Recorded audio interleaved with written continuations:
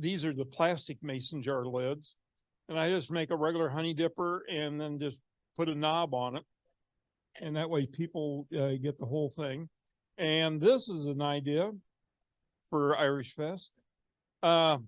Unfortunately, watching Sharknado and Shark Week, shark bottle openers.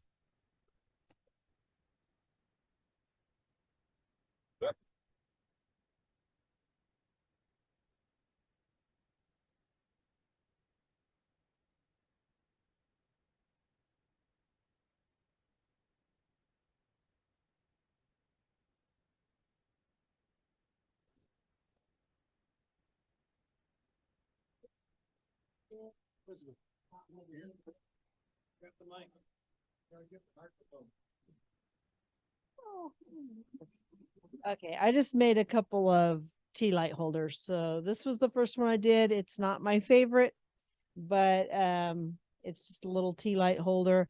And then this one, I was actually going to do more, but then my area flooded and Calvin had to tear out all the sheetrock. So that was the end of my turning for the month. But so I just made a couple tea holders.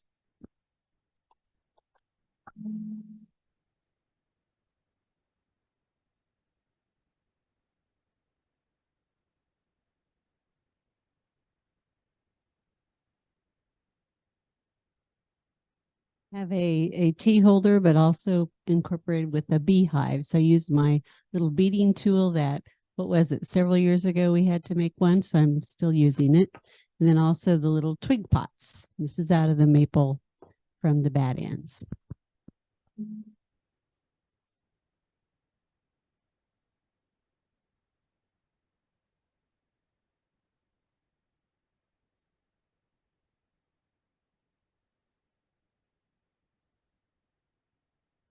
Well, I thought we were supposed to go like really cheap with these things. But when I make a spalted bowl, you know, I got the cutoff end that I hate to throw away because it still looks good. So I just make a twig pot out of that or that. And then I made some just to be making them, kill about an hour at a time at the end of the day. And, you know, find something that looks kind of cool inside a stick. So that's what I made.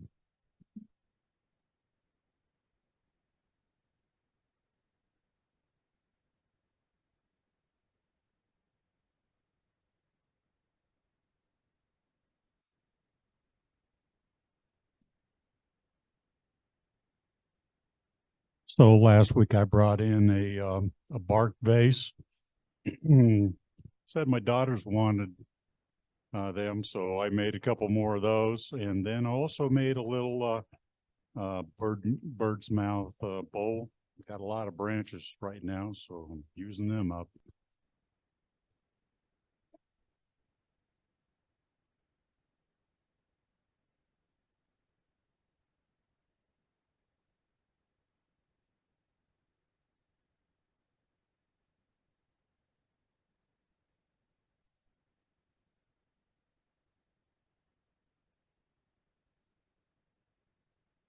I'm still playing with spheres and color and bead patterns in the spheres that I kind of enjoy. When you rotate them off of the center, it kind of gives a really wild look. This is a little hollow form that I did from a piece of pear that probably was one of my trees, and then took the Jerusalem stone technique and built a band around it and just kind of added a little something, I guess, embellishment to it. This was just an egg box that I made out of the baseball bat turns and then put some color to it, and really like the way the baseball bat cutoffs take color and take finish. They are really fun to work with. So I've just been seeing what I can do with those, and we'll see how they go at the Irish Festival. Is that all of our challenge? All right, Anthony.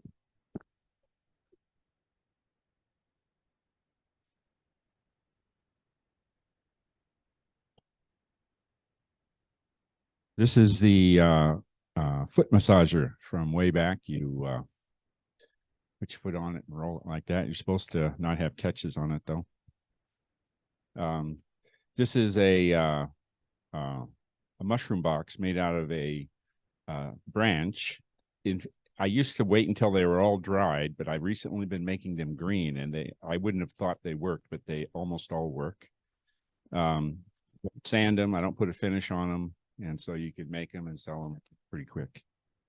This is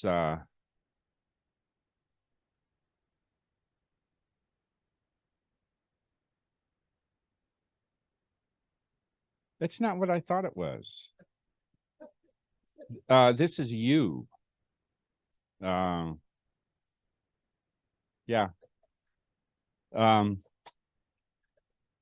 This is from a root ball. I think I got it from David or Mike Erickson. I don't know though. I don't remember where I got it from. I had it back in my truck for a year and it deteriorated a little. But these are things you could make quick and sell at Irish Fest, I thought. It's a foot roller.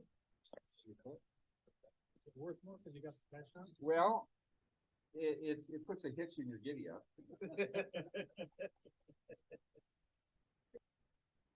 All right, quickly, we need to draw. Phil, I'm gonna let you draw.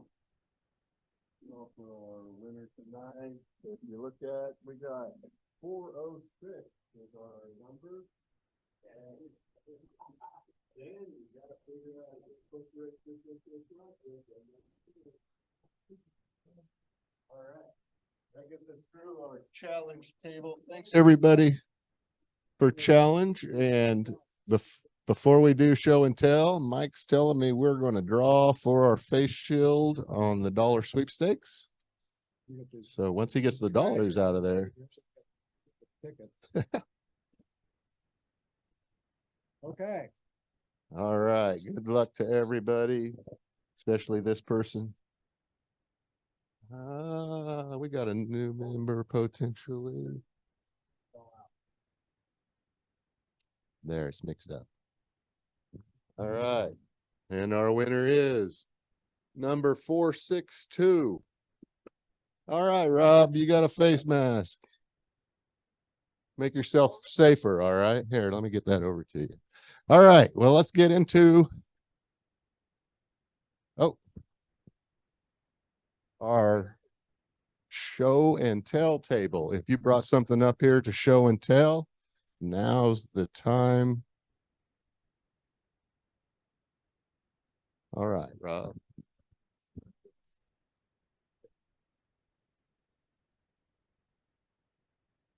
Before I talk about my bowl, I have a quick question.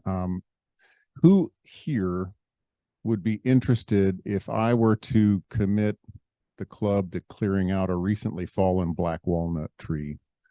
It's about, I'm trying to talk our way into it. It's on private property, but it's about 3 feet around at the base and maybe 20 to 24 inches. If I were to like commit us to, and it's probably like a good 50 feet long. It's long and straight and gorgeous, but it's more than I can handle. And I wanted to tell the owner that, you know, if I could share it with the club, I wanted to like a reasonable guess of how many people would come out with chainsaws in a week or two if I told them we could consume this whole thing. So would you mind holding up your hands again? So I got 1, 2, 3.5. Okay.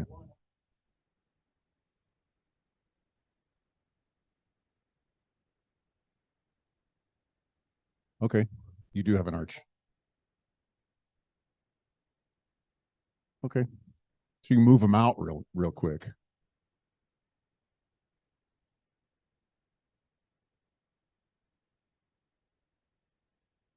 Or move them off site.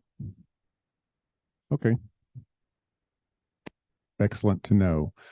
The other thing is it's on a private park owned by the Knights of Columbus. So I was going to ask if, you know, to have an inside hook on talking this guy into it, if anybody was a member of Knights of Columbus.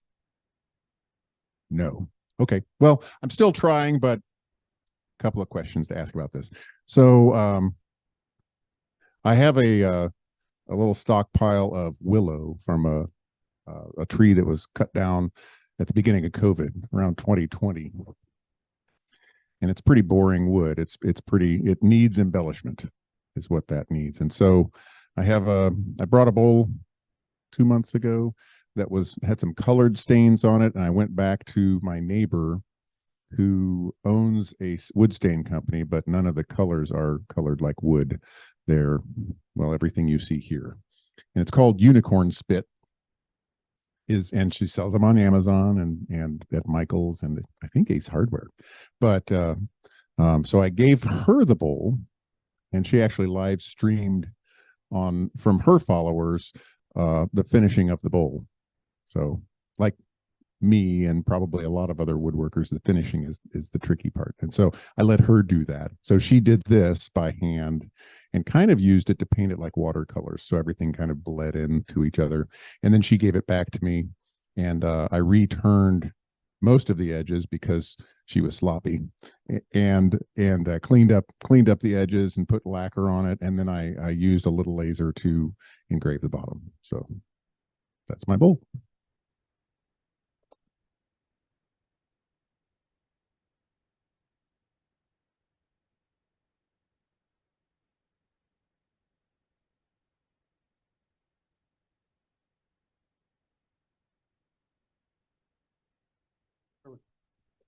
This is a piece of hedge. It has an interesting story. This chunk of ugly wood was at some point was pulled out of a brush pile that I'd put on fire. So it was charred and it was a weird shape to begin with. And I'd been using it for a chalk for one of my trailers in the parking lot for like the last 5 years.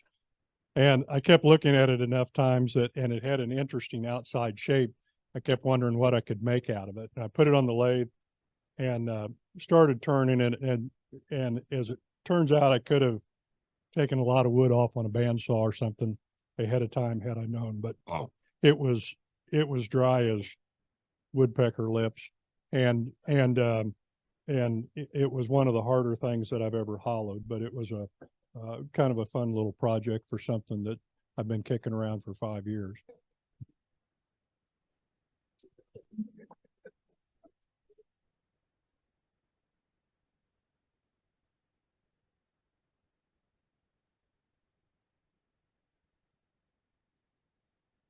Well, Chris was asking about somebody that won one of the inserts. He hadn't seen one come back. And so I real quickly made one this weekend. That's a big friggin' opening. That's over 3 inches in diameter.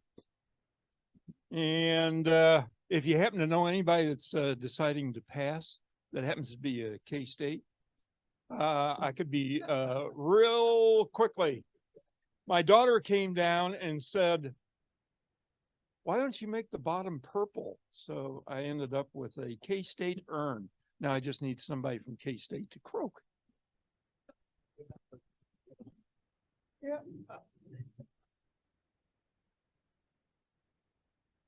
If that was red and blue, you'd sell it for like 3 times. Yeah. Okay, in February I got some pieces of silver maple, and one of them had kind of a crotch on it, so I turned it and I got a really nice feather on it.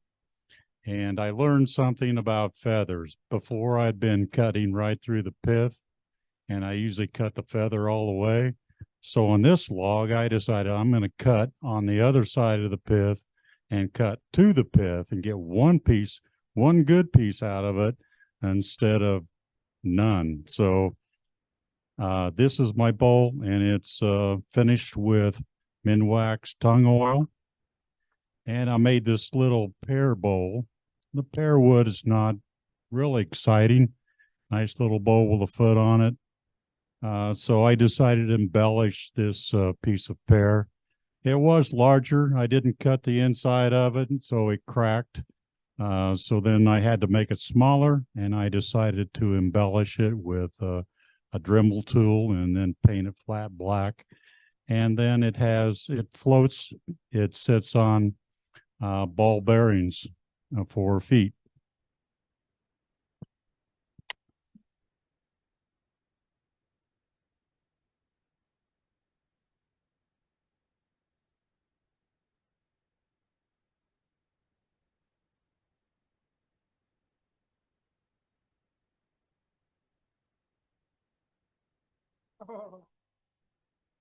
Okay, that's where I'm putting it. I'm staying. It's a big piece of walnut. It's got a good crotch in it. I finished it with the normal stuff, the homemade, what do you call it? Danish oil, yeah. And it had a ring shake in it. And so this is something I've done a couple of times and I really like it. What I did was just drill the hole and then turn a dowel. I think I turned these out of a maple or something. And just put it in with glue. And it's one of those things that makes the repair real obvious. You don't try to hide it. So I got another one. It's waiting.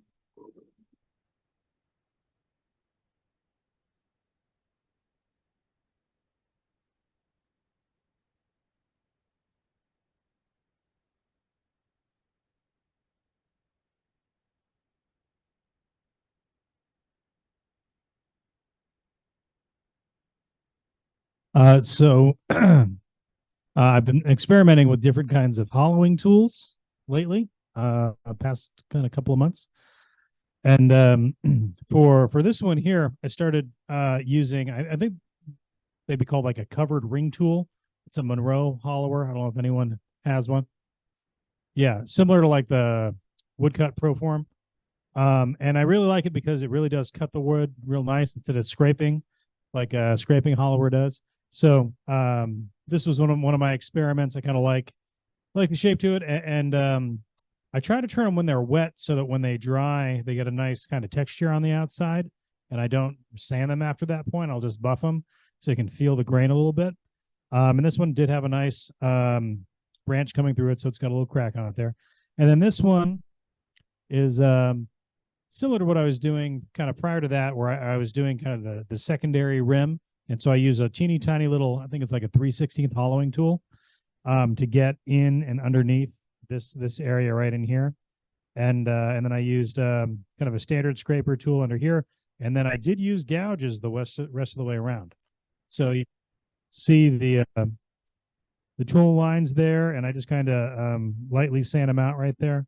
And I really like this one because it does have a really nice feel to it. If you come up and touch it, it's got a nice little, I don't know, I just like how these feel when you pick them up. And that's part of what I like about making them. And that one's got a round bottom, and this one has just a teeny tiny little foot on the bottom right there. So, yeah, that's it.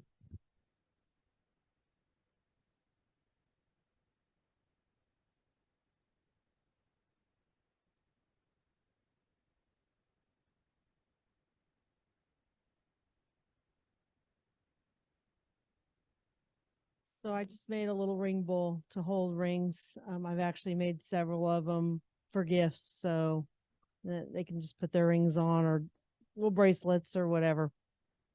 So.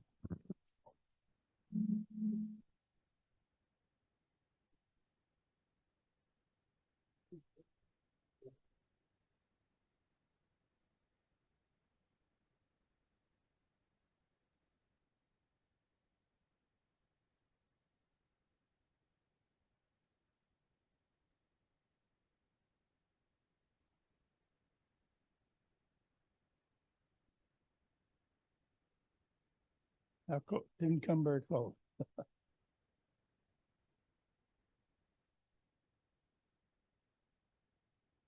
2 out of 3 is not bad. Okay, quick report. This is my next exercise from the black maple burl that I had acquired. And interesting from this point of view is the coating of this with the epoxy. It's this, you can do your normal wood kerning and so forth. It's no big deal.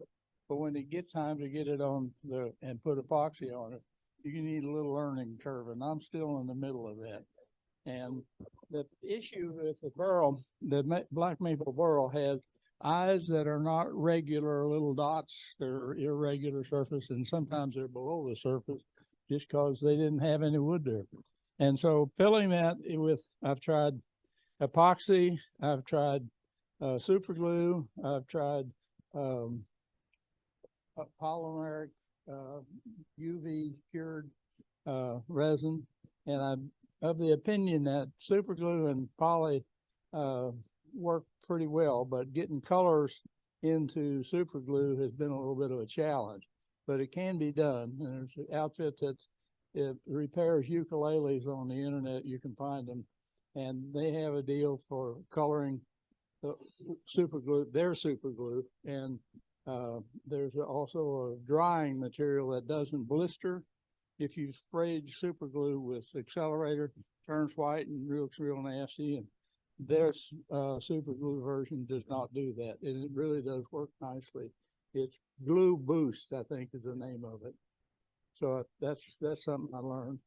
But I've been really fascinated by the burls and how the wood has been on that. So this one was cord, and most of these, one of these has a single coat, and getting a single coat to turn out without dimples in it, that's the real challenge in the test.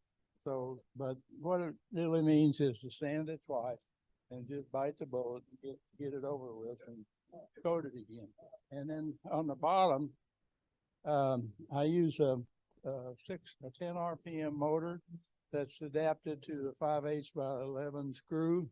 And then I've got there's a thing you can get at a hardware store or motor repair. It's a long steel 5/8 inch board piece of metal, and you can put that in the middle of maple, and that makes the adapter. So you screw the shaft coming out of the motors that's turning at 10 RPM, screw that on, and then put a 3-inch washer or 2-inch washer on the end of the maple. And the reason you need to do that is you're going to use super hot glue to glue that on the back of this. And you got to be able to get hot glue off, and heating it around the edge is not a good plan. So put a metal washer on the face of what you're going to stick on there and drill a bunch of holes in it. And that way, when you lather that up with hot glue, put it on, it sticks and cools, and it really does stick well. And when it comes time to take off, just take your little hot air gun and start heating the washer up. Comes right off. So that's the tips of the day. And I've got about 200 pounds of this left.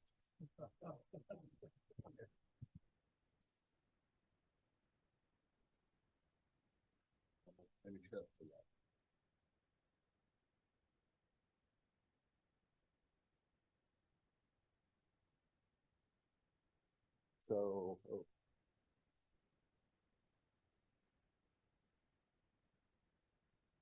in making the little boxes that I've been doing with the bat blanks, I came across these two.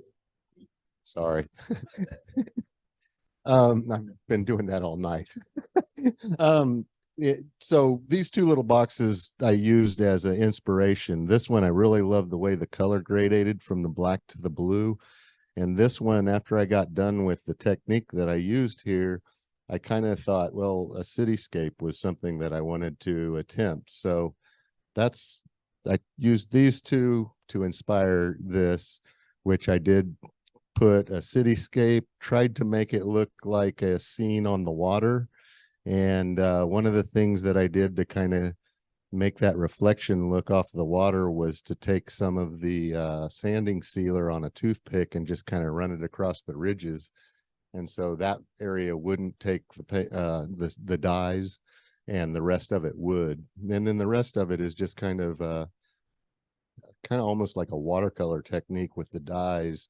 And then you come back and apply the Jerusalem stone technique is what I did kind of underneath. So this kind of inspired the fact that by creating the ridges and then chipping away at the ridges and making the voids and the flat areas, I could do As long as the shape didn't get too intricate, I could do kind of any kind of silhouette there I wanted to. So I had done another one this weekend and didn't know what I would put on there. And I thought, what would Mike Thomas want the most? And it was a power cat from K-State. And so I did a power cat just for you, Mike. So I think that's all of everybody got through the challenge table and everybody got through the show and tell, right? So, okay. Oh, Ann was going to send something, right? All right.